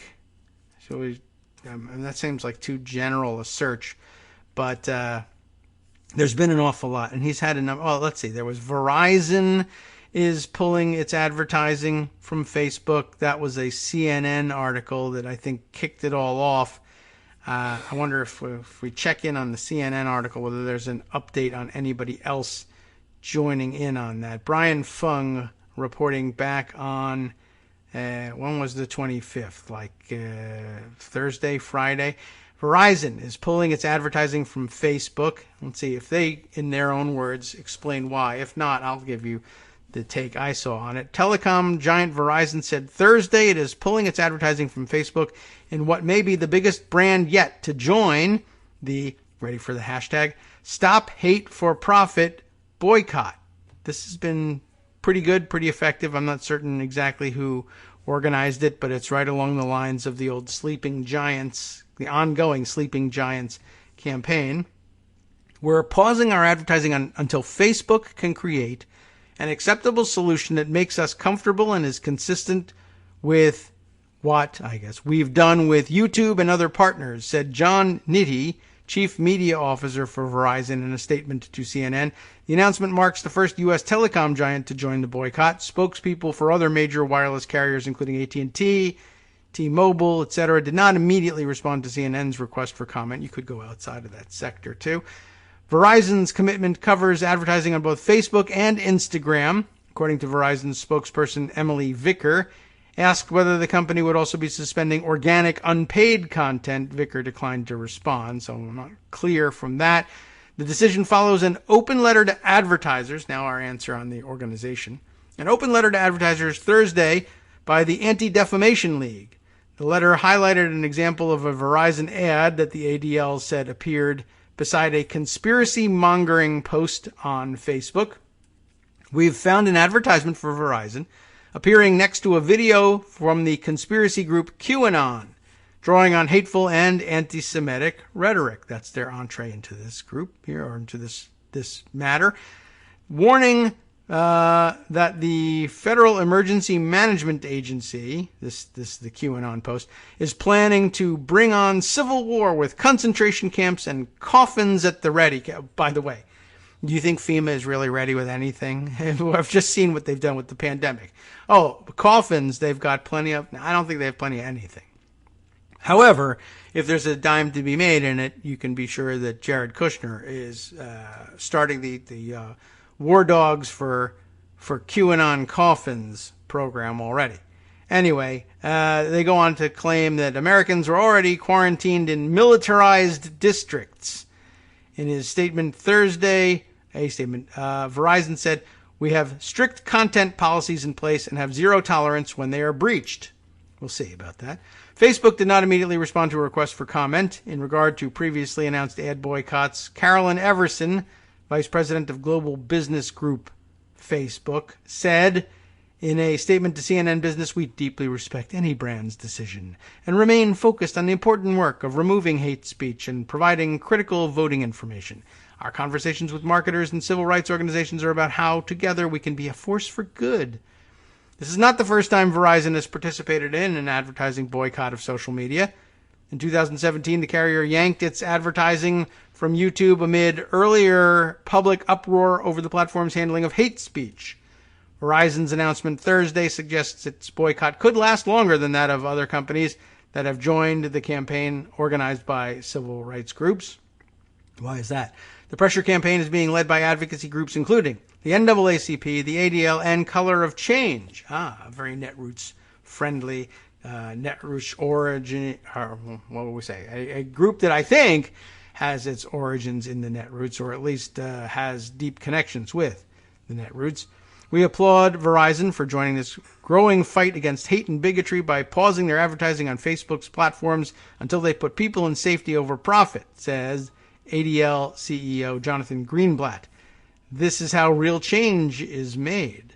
And I hope that that's the case. I should take a look at the open letter. The basic gist of it here, though, you've seen the problems that Facebook has been having with, if you really believe it's a goal of theirs, to purge hate speech and misleading information about COVID-19, misleading information about elections and serious issues at home and around the world from its pages. But it's hard to believe that they'll ever really commit to it, or that maybe it's an impossible thing to do. But in the meantime, brands ought to say, yeah, it's hurtful to our brand identity to appear alongside this stuff. And if you can't control where the ads go, and maybe you can't, maybe you can, maybe you can't. But even so, even if you can, honestly, I just don't want to be spending money on a platform that keeps pretending that it doesn't see what's going on here. And there's more to that. But our break is coming up. So perhaps we'll read a little bit from the open letter and then move on to that other angle on Facebook after this. And then maybe we stick with Judd Legum, because he's always got good information. And I know there's at least one story that's been waiting in the wings since before the weekend that we can share. Here's that open letter. Last week, a group of organizations launched Stop Hate for Profit with one simple goal: convince social media companies to finally put people over profit. We launched asking advertisers to join the campaign and pause their spending on Facebook and Instagram ads for the month of July 2020. I think we could even have a bigger ask than that. Why Facebook? Our partner organizations have been working with Facebook for years and will continue to work with them, but when it comes to dealing with rampant hate and harassment, the platform continues to come up short. What are they doing with $70 billion in revenue and $17 billion in profit? Their hate speech, incitement, and misinformation policies are inequitable. Their harassment victim services are inadequate. Their advertising placements proximity to hateful content is haphazard. And their civil rights audit transparency reports aren't helpful to the civil rights community. Every day we see ads from companies placed adjacent to hateful content, occupying the same space as extremist recruitment groups and harmful disinformation campaigns. Doesn't sound good. There's more to it. We'll talk a little bit more about this and more about Facebook after the break. Hi, it's me, David Waldman, your host for Kagro in the Morning, and I've learned that I either need to update these announcements more often or stop saying that the announcements are brand new. What's not new is that this message, too, is a call for your support in keeping the Kagro in the Morning show on the air. My thanks go out to all of you who do support the show through your donations. The stats say that Kagro in the Morning fans download our program about 2,000 times each weekday, but our donors make up only about 8% of our daily listeners.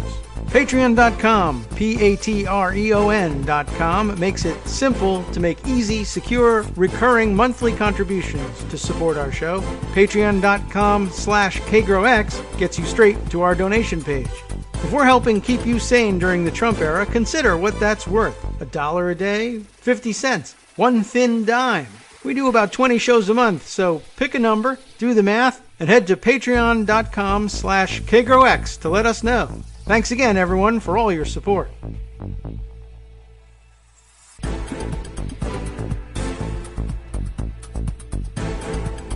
Welcome back now to the Kagro in the Morning show here on Netroots Radio. Shall we I'll continue on with the ADL's letter here just a little bit. I guess it can get some of the facts and figures on the record. They were asking, or addressing the question, I guess, in this next section. Is it really time for this sort of boycott? Hasn't Facebook been doing better lately?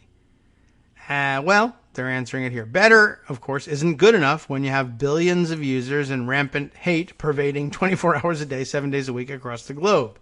In ADL's just-released national survey studying hate and harassment online, 42% of daily Facebook users experienced harassment on the platform. You'd think they would want to leave. Maybe the campaign needs, or a campaign ought to target them as well. Maybe you don't want to be here anymore. Facebook regularly recommends extremist groups on its platform to users. In fact, according to its own internal research in 2016 on German political groups on the platform, the company found that 64% of all extremist group joins are due to their own recommendation tools. You might want to stop doing what you're doing at that point. While they have made improvements since then, our researchers still experienced recruitment recommendations to hateful groups just last week.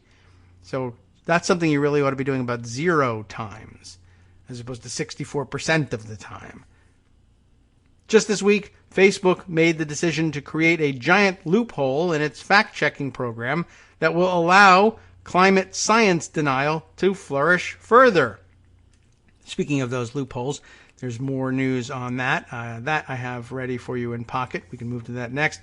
During the ongoing COVID-19 pandemic, Facebook chose to decrease the number of human content moderators who monitor hateful content on the platform. Those human moderators who remain have not been focused on hate, but we know the company could afford to do both. It just isn't convenient, and it would impact the bottom line. But with proper resourcing, this is a completely solvable problem. Seems like the sort of work that could probably be done remotely, and there are an awful lot of people out of work who may or may not be capable of being trained to, being trained to actually do the job properly. It's kind of an impossible task, but I think the more eyes on these things, the better. There's a vast army of people waiting for something to do at home with their computers.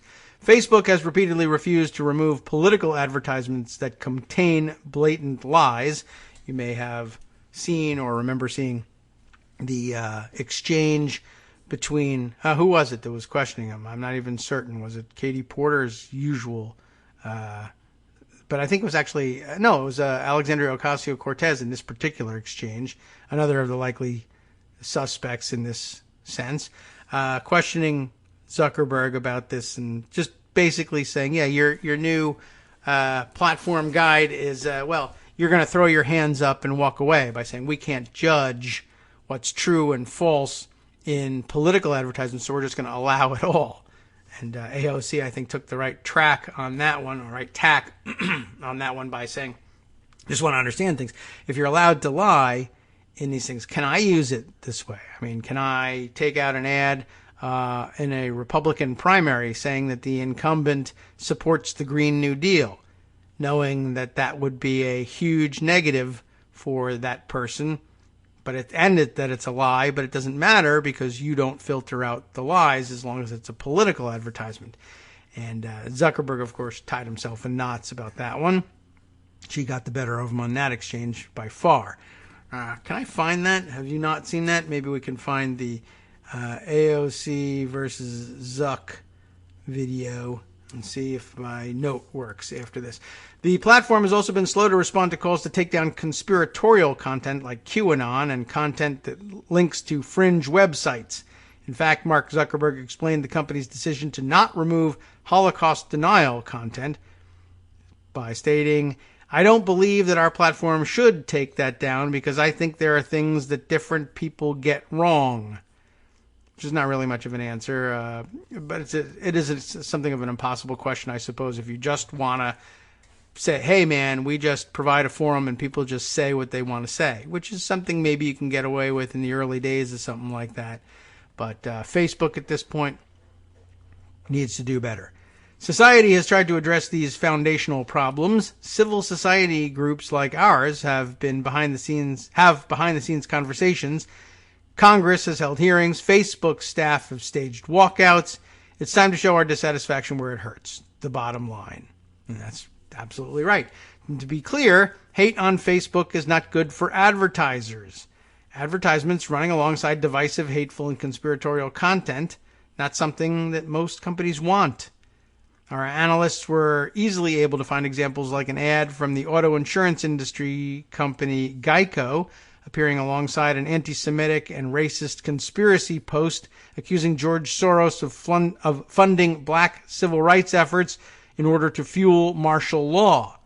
Similarly, we found an advertisement for Verizon appearing next to a video from the conspiracy group QAnon, drawing on hateful and anti-Semitic rhetoric, warning about the whole FEMA concentration camps story, right? So following the launch of this Stop Hate for Profit campaign, we were made aware of messaging that Facebook was providing to its advertisers to allegedly clarify its record around hate, extremism, and misinformation. They point to a handful of steps they have taken over the years, but like so much content on Facebook, they omit or misrepresent the truth. Hate, extremism, and misinformation still thrive on Facebook, and sanctioned misinformation, conspiracy theories, and unmoderated hateful groups. While erring on the side of caution can be helpful on speech-related matters, consistently exhibiting a lack of understanding around language that has been used historically to demean marginalized groups is inexcusable. If civil society can expect civil discourse in the public square, then why not on the social spaces we inhabit online, where arguably the majority of public speech is taking place today? Luckily, given where Facebook is now, improvement is not that hard. Clamp down on common misinformation and conspiracies. Stop recommending hate. Make a number of clear, common-sense changes to ameliorate and mitigate hate. We've made a list. Provide human beings to help people when they are being brutally harassed. But while those steps are easy, we've learned that Facebook won't take this seriously unless forced. So we invite businesses and all people of good conscience to join us, our partners and the companies that have signed on already. Together we can make sure that Facebook is good not only for advertisers, I guess that's chiefly what they're after, but also for society, which they would argue is what they're actually after. And all right, well, I can balance as between the two of them. But speaking of Zuckerberg and the accommodations he makes, with slightly different tack, but all, I think, of a piece. So we'll add this piece right here and right now. The Washington Post's article from yesterday, Sunday's post by Elizabeth Dwoskin, Craig Timberg, and Tony Rom, or perhaps Rome, if he likes to be like Tony Romo, but R-O-M-M, not R-O-M-O. Anyway, Zuckerberg, that bastard, once again, Zuckerberg once wanted to sanction Trump, but guess what? He didn't do it. Trump is a constant problem for him, but this is an interesting story. Once wanted to sanction Trump, then Facebook wrote rules that accommodated him. How interesting. Starting as early as 2015, Facebook executives started crafting exceptions for the then candidate that transformed the world's information battlefield for years to come. In other words, I guess if we don't make it all the way through the story for some reason, what appears to be happening here is early on it was obvious that two things were obvious, I guess, to Zuckerberg. One, obvious to everyone, Donald Trump intended to follow none of the rules, whether societally or on Facebook, about, the things that we expect from politicians, telling something perhaps close to the truth or being embarrassed when they're called out on things, and et cetera, et cetera. Now, you could argue, of course, that a lot of that was dead or dying well before Donald Trump came onto the scene in any, I guess, I say serious way, meaning he's convinced everybody he's president of the United States now. And I guess you have to take that seriously at some level. But, none of the content was ever serious. But okay. Anyway, it was clear from the beginning that he was just going to be lying his ass off and saying whatever the hell he wanted, with the idea in mind that he would be able to capitalize on it politically. That was obvious. And Zuckerberg knew it and everybody knew it. And you could see him doing it right in front of your face.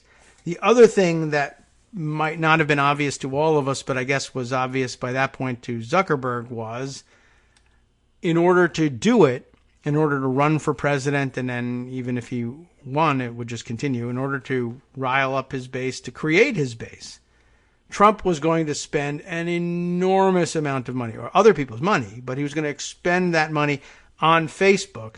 And so what Zuckerberg was looking at was he's going to lie his ass off and do all the things that we supposedly, are dedicated to acknowledging as wrong, both anywhere in society and on Facebook. But he's going to pay us a whole lot of money. He's going to spend more money advertising on Facebook by a factor of 10 than any other political campaign in history.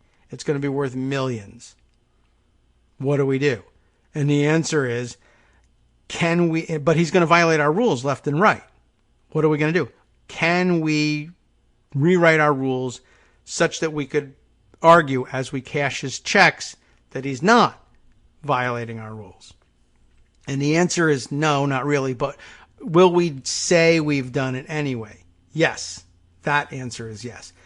Here's the story. Hours after President Trump's incendiary post last month, this is where just to set the tone, last month, about sending the military to the Minnesota protests. And then you remember when the looting starts, the shooting starts, right? Trump called Facebook chief executive Mark Zuckerberg. Interesting. All right. Why? The Post put the company in a difficult position, Zuckerberg told Trump. I thought that Zuckerberg called him, but okay. In this phone call, he says, hey, you put us in a tough spot, according to people familiar with the discussions. The same message was hidden by Twitter, the strongest action ever taken against a presidential post. But what happened on Facebook? To Facebook's executives in Washington, the Post didn't appear to violate its policies, which allows leaders to post about government use of force if the message is intended to warn the public. But it came right up to the line. I'm warning you, we're going to go crazy and misuse state-sanctioned force against people.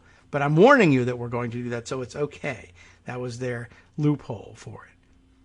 The deputies had already contacted the White House earlier in the day with an urgent plea to tweak the language of the post or simply delete it, the people said. We're having a hard time with this justification. Our people internally don't believe in this justification. And they talked to the White House. Can you get the president to tweak the language just a little bit so it fits under the wire just that much more comfortably, or even delete it? We don't want to be the ones to delete it. Maybe you could delete it. Eventually, Trump posted again, saying his comments were supposed to be a warning after all.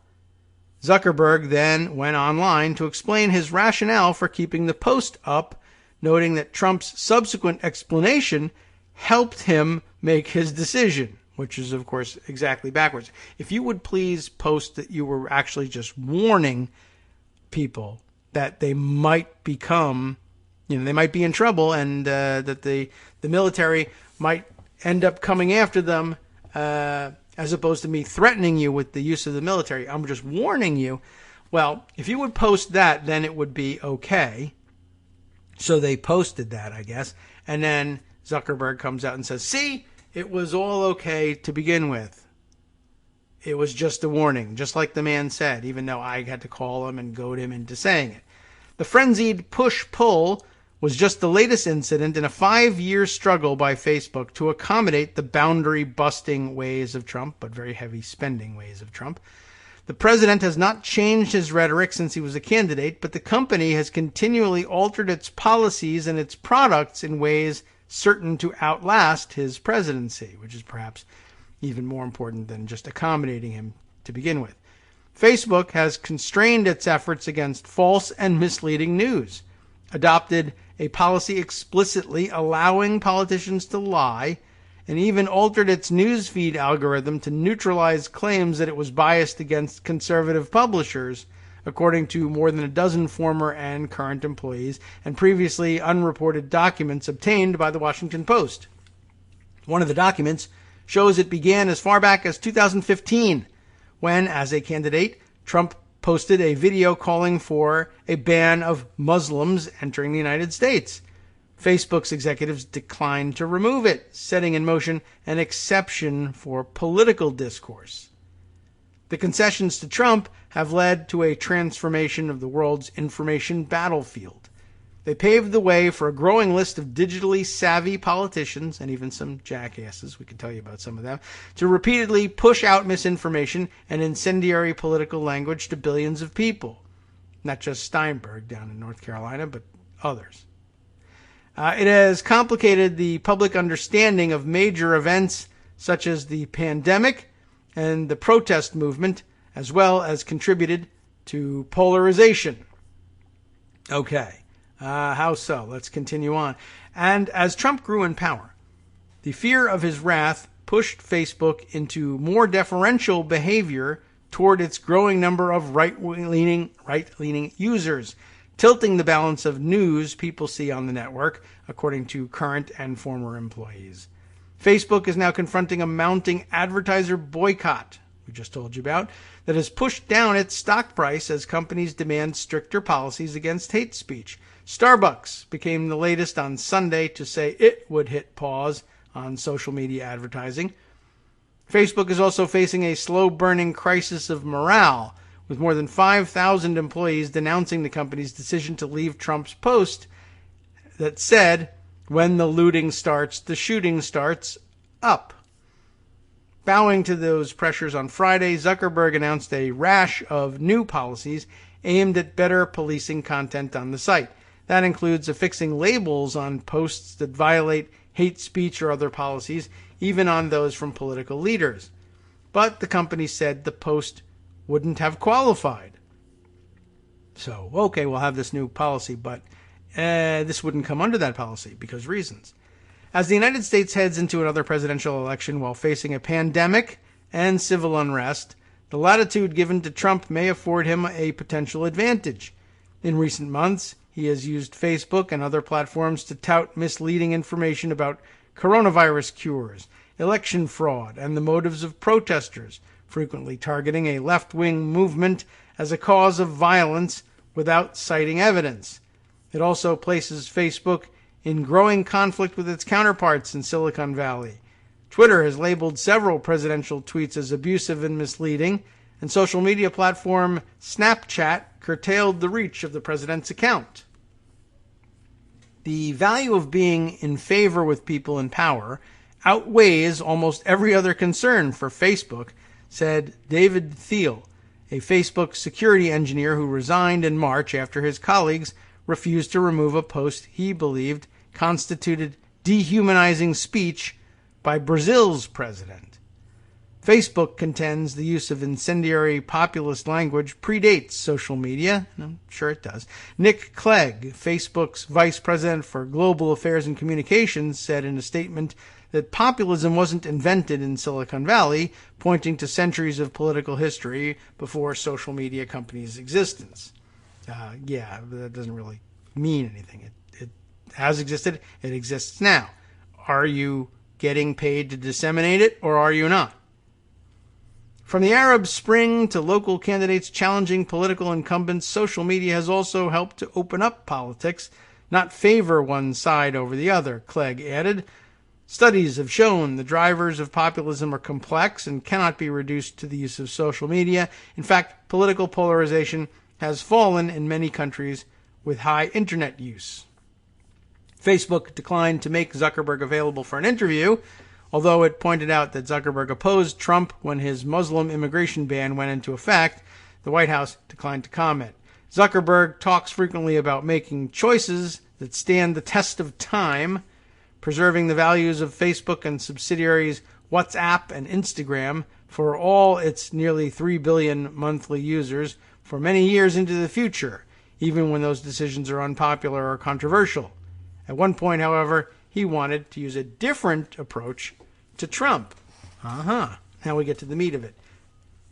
Before the 2016 election, the company largely saw its role in politics as courting political leaders to buy ads and broadcast their views, according to people familiar with the company's thinking.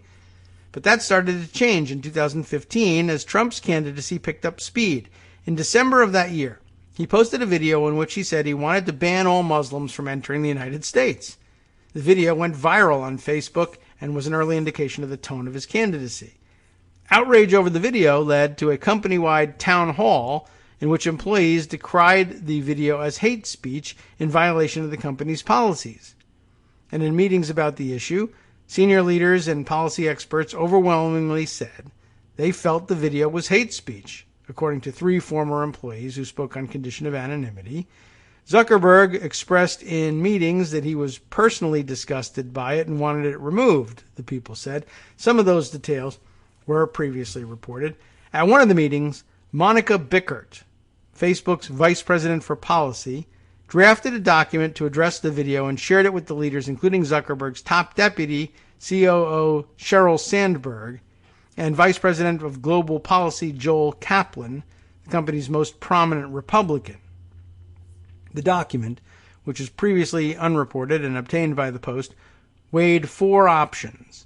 They included removing the post for hate speech violations, making a one-time exception for it, creating a broad exemption for political discourse and even weakening the company's community guidelines for everyone, allowing comments such as "no blacks allowed" and "get the gays out of San Francisco." Facebook spokesman Tucker Bounds said the latter option was never seriously considered. The document also listed possible PR risks for each. For example, lowering the standards overall would raise such questions as, would Facebook have provided a platform for Hitler? Bickert wrote. A carve-out for political speech across the board, on the other hand, risked opening the floodgates for even more hateful copycat comments. Ultimately, Zuckerberg was talked out of his desire to remove the post, in part, by Kaplan, according to People. Instead, the executives created an allowance that newsworthy political discourse would be taken into account when making decisions about whether posts violated community guidelines. That allowance was not formally written into the policies, even though it informed ad hoc decision-making about political speech for the next several years, according to the People.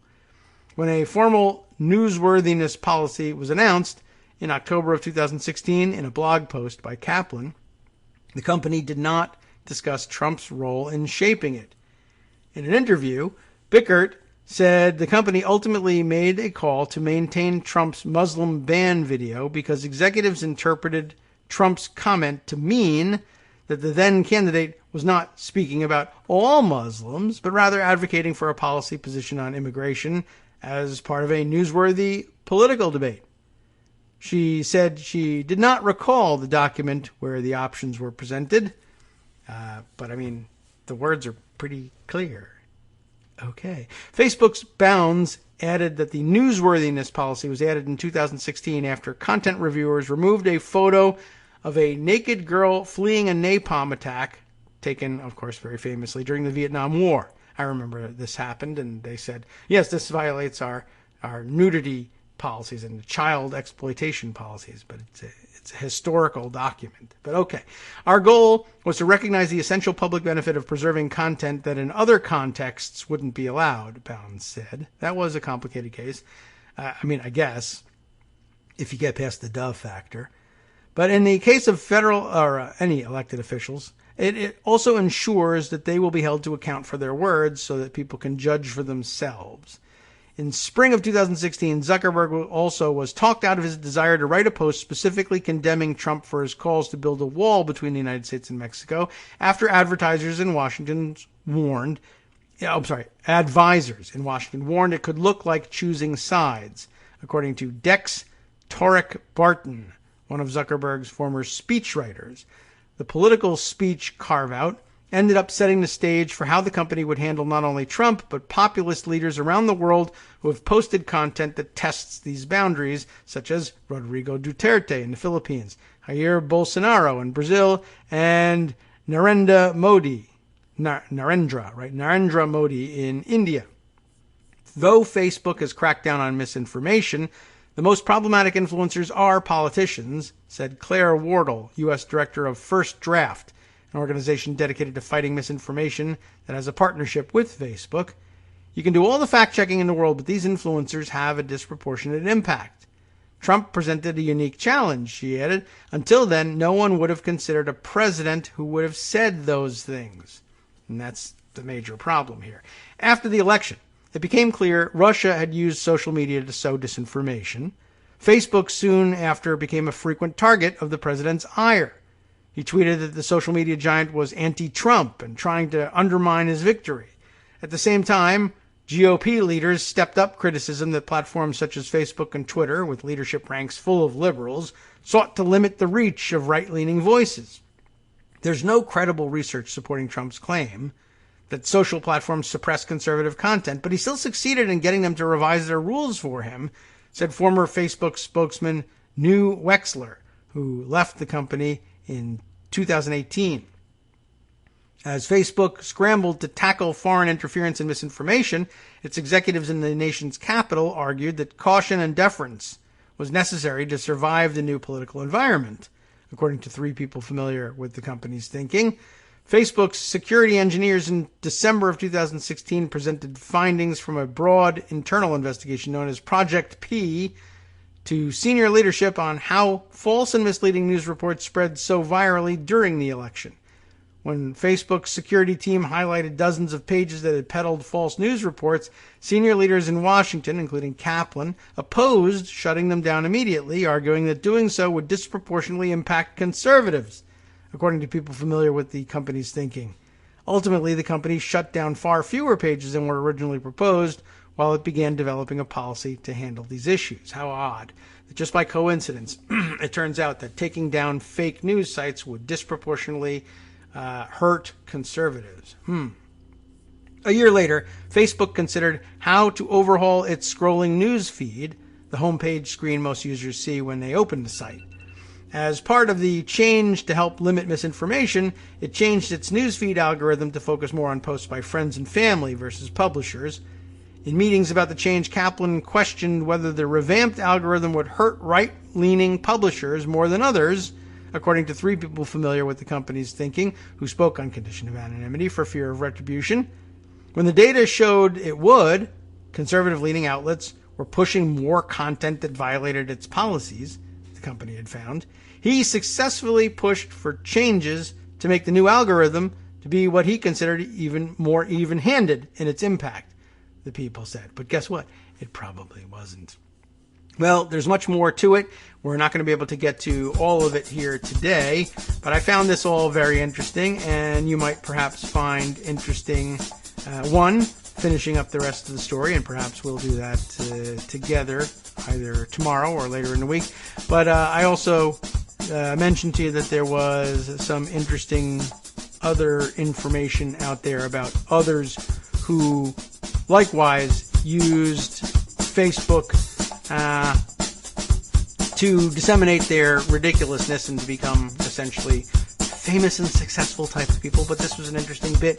I mentioned it was Judd Legum who had unearthed it, and so I thought I would point it out to you. Perhaps we'll share the story later on. Judd working with Tesnim Zakaria on this entry at his newsletter, Popular Information, the dirty secret behind Ben Shapiro's extraordinary success on Facebook. It deserves a full reading. You can read it on your own if you like. Perhaps we will give it a full reading sometime later this week. I have wanted to share this with you for some time. Not that we are obsessed with Ben Shapiro in any way on the show, but just makes for a good example of how you can use the platform other than as Donald Trump to manipulate public opinion in horrible, horrible ways. So good on all these folks for putting together this boycott. I'm glad they've done it. I hope that will have a serious impact and last longer than July. From Daily Kos Radio on networksradio.com.